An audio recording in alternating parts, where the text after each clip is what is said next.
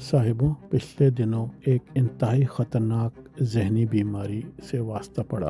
اچانک سوچنا شروع کر دیا کہ میرے پاس جو ہے اور دوسروں کے پاس جو نہیں ہے، ایسا کیوں ہے؟ مجھ میں ایسا کیا ہے کہ میں کسی کے سامنے مانگنے کے لیے ہاتھ نہیں پھیلا رہا روزانہ، میں کہیں مزدوری نہیں کر رہا، اور وہ جو لوگ جو دوسروں کے سامنے ہاتھ پھیلانے پہ مجبور ہیں، ان میں ایسی کیا کمی ہے؟ مجھ میں ایسی کیا اچھائی ہے؟ میرے بچے سڑکوں پہ کوڑا کیوں نہیں چن رہے؟ میری والدہ 80 سال کی عمر میں کسی کے گھر برتن کیوں نہیں دھو رہی؟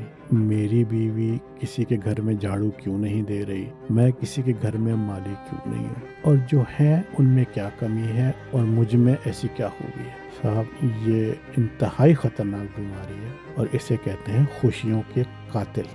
صاحب، خوش رہنے کے لیے سوچنا بند کرنا ہوگا، اپنے ذہن کو بند کر لیں، ہر کھڑکی دروازے کو بند کر لیں ذہن کے۔ بس یہ سوچیں کہ جو آپ کے پاس ہے وہ اس کے اوپر مذہب کو لاگو کریں، اور یہ دیکھیں کہ بس اللہ تعالیٰ نے دیا ہے، اس پہ شکر ادا کر لیں۔ اور جب بھی کبھی اپنی آسائشیں کسی کو دینے کی باری آئے تو بحیثیت مسلمان ایک چیز یاد رکھیے گا، 2.5%۔ اللہ ہم سب کو 2.5% سے زیادہ کا مسلمان نہ کرے، ورنہ بڑی تکلیف ہوتی ہے، بہت تکلیف ہوتی ہے۔